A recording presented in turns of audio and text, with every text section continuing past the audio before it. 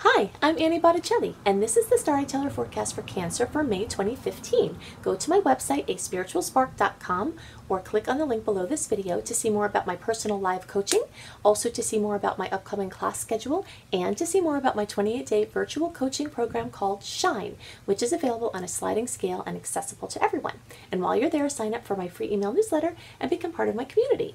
So what's going on in May? Thinking about May, we're still fresh in what we have just walked from or walked through, which is the eclipse time. The eclipses bring sudden news, they bring changes. Some of those changes are really good, some of those changes are really bad. Sometimes we get some news and it's going to take maybe another 6 months, possibly longer, for the bigger eclipse cycle to bring out the full story of the changes, but often the news comes like a shock wave. And then it takes time for the dust to settle. And once we get into May, this is more of a time for resting. This is a time for adjusting to the changes that were made or the changes that came, adjusting to the new way of life, the different chapters that opened, and coming to peace with the chapters that closed. So we've got the whole month covered in the Mercury retrograde energy, because Mercury goes retrograde on May 18th, but the shadow period starts on May 4th, and then Mercury is retrograde from May 18th through June 11th, and then the second shadow period goes from June 11th through June 27th. So all May and June are covered in Mercury retrograde energy. For May, besides that energy going backwards, we also have 5 other, well, really 6 transits. One is the Mercury retrograde, but then 5 antagonistic angles to planets in Gemini. So this month is very much dominated by Gemini energy, and Gemini rules movement and freedom of speech and movement and mobility and fast thinking, fast talking, fast acting. And so when the planets start getting into, the personal planets start moving into Gemini, there's just this kind of quick energy of growth and movement. And then when it's going backwards, or antagonistic angles come and join this energy, it's like movement's trying to happen, but it gets stopped. Movement tries to happen, but it gets blocked. Movement tries to happen in some way, but something is coming and antagonizing it, or a force that's coming to block it. So you know that I'm forever looking how to frame something that could seem challenging into what is good about this. And I believe the first point of what is good about the energy of this month is that Gemini energy itself can spin and get very debilitated with too much movement, too many decisions, too many options, too much to do. And when you have antagonistic angles coming, that is helping to bring more stillness. This month is very much about stillness. It makes me think of the stick bug in Ted Andrews. I've talked about Ted Andrews before. I just love his work. And he has an animal tarot deck and talks about different creatures and the energies that they're bringing. And the stick bug talks about bringing stillness. So when we bring this stillness, that's when magic can happen. So quietness of the mind, quietness of the body, quietness of the voice. So places where you're anything but quiet or still this month, things might be coming to encourage that. So you just want to be very aware that the more proactive you are in keeping the quiet, the more or the less the universe will have to stop you from not doing it yourself. So for you early degree Cancers, you're going to have Mercury being retrograde in your 12th house. And for some of you, middle degree Cancer placements. For the rest of you middle degree placements and for late degree Cancer placements, you're having Mercury retrograde in the 11th house. And these are two completely different energies. The 12th house has to do with quiet and retreat and sabbatical. And then the 11th house has to do with friends and groups and organizations. But you will see a theme of quiet. Regardless of wherever this is happening for you, you're going to need to rest more. You might need to sleep more. If you find yourself being more antisocial than usual, then that's okay. You might find yourself questioning your friendships, especially those of you that have it retrograde in the 11th house, you middle and late degree placements. Questioning your friendships. friendships coming back to you, you reconsidering old friendships, things involving groups, things involving teams, things involving the internet, going back over things. So there are some things that aren't great to do during Mercury retrograde, including signing contracts, making official agreements that are long-term in nature, because we don't have all the information. And besides Mercury being retrograde this month, we also have 3 transits at the end of the month. The last week between May 25th and May 31st, we've got Mars square Neptune, Mercury square Neptune, Sun square Neptune, and all of those personal planets, Mars, Mercury, Sun, are in the sign of Gemini. So again, it's Gemini, Gemini, Gemini this month is very much the theme. And then Neptune's having this antagonistic angle, this square, 90-degree angle, challenging angle. So things are not going to be what they seem. Deception, things being clouded, confusion. This isn't a month to know what the heck is going on. This is a month to not know what the heck is going on and find peace with it anyway. It's a month to curl up with a good book. It's a month to do crafting. It's a month to do meditation. It's a month to go connect with friends, you know, quietly in a place where you can just be with them. And you might find that many friends come out of the blue, come back into your life out of the blue. Also, it's a great time to get work done on your car. If you haven't had an oil change in forever, it's probably time to do that. If you haven't had a mechanic that you can trust, check over your car to see if anything is looming. This is a good time to do that. Also, things like backing up your devices, they're very much indicated during this time. At the beginning of the month, we've got another, it's the beginning of these aspects of kind of antagonism involving Mercury energy and or Gemini energy. So Mercury in Gemini has an opposition to Saturn right at the beginning of the month. And Saturn is like an authority figure. And Mercury is like this playful, especially in Gemini, is this playful type of energy.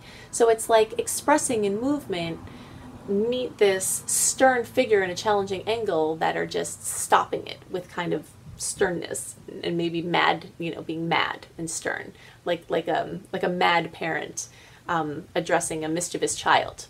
And then on May 3rd, we also have the full moon in Scorpio. Now, you are ruled by the moon. Anyone that has any significant Cancer placements, one of the planets that rules you, so you're more affected by the movements of this planet, is the moon.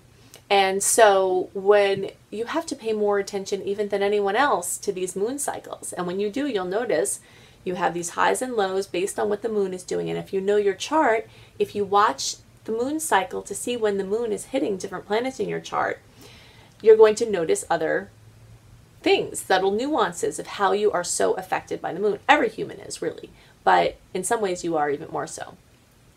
So this full moon in Scorpio, a fellow water sign, also on May 3rd, can be very emotional, can bring in emotions running high, chapters closing, things coming to completion or fruition in some way that's emotional. Then on May 15th, we have Mars in Gemini now opposing Saturn. So again, the same kind of energy with Mars ruling movement and being in Gemini, playful Gemini, and then Saturn coming, 180-degree angle, challenging angle, saying nope to whatever it is. And then we've got the new moon in Taurus on May 17th, and this is a great time for seed planting. It is for of any kind, intentions, wishes. But the new moon is somewhat afflicted, both in the beginning and the end of its energy cycle, because that Mars opposing Saturn is just a couple of days before, so we're kind of moving into the new moon with that energy. And then Mercury goes retrograde on May 18th. So there's going to be more confusion. That's one of the themes for the month, really, is confusion. So if you just know ahead of time, you're going to be confused, things are going to change, plans are going to change. If you are planning to make a trip or to make plans with someone, know that the plans are going to change. If you're not planning to go somewhere, you might wind up going somewhere. If you are planning to go somewhere, you might not be able to, or your dates will change. This is a time to not have an agenda, is to be flexible. It's a time to be flexible with everything that you do, and to know that no matter how much someone promises something up and down, things are likely going to change, and you have to just expect that. So when it happens, that you're not surprised or put off. Let's see. So the sun, for you early to middle degree placements, the sun is going to be still, it's going to be in your 11th house. For you, some of you middle and later degree Cancer placements, you're going to have the sun's still in your 10th house. So either way, there's a strong 11th house energy for all Cancers. So we'll start there since it will be relevant to all of you. So we talked about Mercury being retrograde for some of you in the 11th house. You're also going to have some of the other personal planets moving in there. For some of you, the Sun will be there. For some of you, Venus will be there. For some of you, Mars will be there. And wherever the personal planets move, they bring more energy with them. And the Sun is like a spotlight. It brings focus. So it's like if you're in a room that doesn't have good lighting, and then you bring this big light in there, then you can see better, you can see the colors better, you can see everything better. So in that way, it's good. But then you can also see the cracks and the cobwebs and the dust because the focus is on it. So often wherever the Sun goes, it brings this just awareness of the state of things. It's kind of like your state of union address in that field of experience. And this is going to be happening for most of you in the 11th house, which rules friendships, which rules groups, which rules the internet, which rules your internet habits, which rules social media, how you engage in social media, how you engage in your groups, your friendships, your circles. All of that has a spotlight on it. Now, for you later degree Cancer placements or later birthdays, this is still in the 10th house. And so what I'm talking about with the spotlight being in the 11th house is coming for you in later time, into June, or depending on exactly what your date your birthday is, maybe the end of May, maybe into June. But it's coming for all of you. It's just a matter of when. And so for you later degree placements, you still have this focus, this spotlight in the 10th house of career and work and life purpose. Issues with dad, issues with other authority figures, issues with bosses. And it could mean that you're getting recognized. So at the same time, you could be getting recognized, and also issues with bosses are coming up. Things with your dad, things involving your career and work and life purpose. Asking the questions, is this what I want to be doing for my whole life? And if it isn't, is it helping me get there? If you are one of the many people who are at a job that you do not want to keep for the rest of your life, then make sure you are getting your plan together, and this is a good time to do that, for how you can use your steady income from your job to build your life of the future, to build your profession of the future, so that when you become really done with it, you have already used the resources for the purpose of creating. I remember when I did everything my parents told me to do. I did really well. I mean, I didn't do everything they told me to do, but as far as education, they said, do well in school, get a good job. So I did that. And then I only to find out that I didn't like working for other people. And I felt like I had a purpose doing other things besides selling pharmaceutical drugs. And I just kind of had this huge awakening after my whole academic life of getting to this position. And so many people are in that situation where you spend your whole life getting somewhere, only to realize that you don't really even want to be there. So then I had a 5-year plan, which was get out of having to work for people, and figure out how to do that. So I wound up creating a real estate business, but I used the resources that I had from working and having access to credit and all of those things in order to make that happen. And this is a time period for you to be considering these things.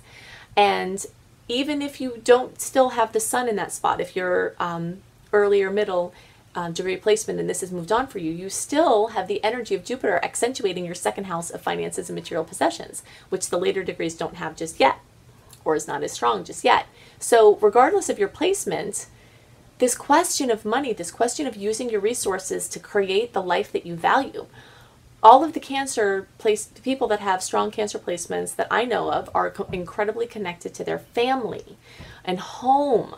I mean, that is what the moon rules. That is what Cancer rules. And for those of you who are away from your parents or your family, you hate it basically every day. And I know you do. And you're really feeling that. So if it's a job that's keeping you away, if it's finances that are keeping you away, this is a period of time where you can figure out what you can be doing on the side to create being able to see your family more, create being able to be home more, and get your values to line up with where you're spending your time.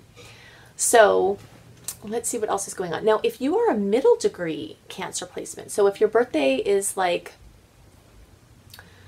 the first weekish of July, or you have degrees between like 12 degrees and 18 degree Cancer placements for your rising or your moon or other placements in your chart, then you have Pluto sitting right on top of your ascendant, your sun, your whatever is at that degree. And this is a major, major, major life transformation time, because, or it's actually not sitting on your ascendant, it's sitting on your 7th house cusp. Sorry about that. So it's either sitting, if your birthday is in the first week of July, then Pluto is sitting on or near your sun. If you have a middle degree rising sign or moon sign or whatever placement, then you have Pluto opposing it. So it's making a 180-degree angle to it. And if you have your ascendant in a middle degree Cancer placement, then you have Pluto sitting on your 7th house cusp, which is sending a 180-degree angle to your ascendant. This is a major crossroads in people's lives, major crossroads. Possibly only your astrologer could understand what a deep process this is. I'm very familiar with Pluto. I've been undergoing Pluto conjunctions almost my whole life because of all of the planets that I have in Scorpio and Sagittarius and Capricorn. It's just my life has been one nonstop Pluto transit. So I get it, and that's why I'm talking about this, because it rules birth, it rules death, it rules transformation, it rules rebirth. So for those of you whose birthday or degrees are before this time, you've already gone through this. For the middle degrees, you're going through this now. For your late degrees, this is coming for you, this crossroads, this transformation, this blowing up, atomic blowing up of everything that you thought was something or a certain way. How you relate to people in your relationships. You know, sometimes it's literal birth and death that comes and in these times and shakes you up. But sometimes it's figurative birth or death or rebirth. You know, there's not any one way that dooms someone that, you know, it has to be the literal translation of the energy. But it is strong either way, and you are going through that. So the more you can learn about Pluto transits, the more you can learn about Pluto sitting on the 7th house cusp, Pluto sitting on your sun, whatever it is, this is critical to your development at this time. And it can make things so much easier because you likely feel helpless. Like it's the planet of control. So it usually makes people out of control, or makes them feel helpless and have no control, or it makes people really want to control you, or it makes you really want to control someone else, or it makes you, you know, this energy is just really strong. So you've got all of that going on right now. So let's see what else I wanted to talk about here. In general, this is a time to rest. This is a time to relax. This is a time to reconsider. This is a time to go back over things. It's a time to have retreat. It's a time to reconnect with people. It's a time to pay attention to your devices and your vehicles and all of that. Pay attention while you're driving, all of these things. And this theme is going to continue for the next 6 months. If you've been listening to my reports, you've heard me say that May starts a 6-month cycle of personal retrograde planets. So first, Mercury will be retrograde as soon as it goes direct. Then at the end of June, the shadow period for Venus retrograde start. End of July, Venus is retrograde till September, and the shadow period lasts till the end of September, at which point, sometime before that, Mercury goes retrograde again.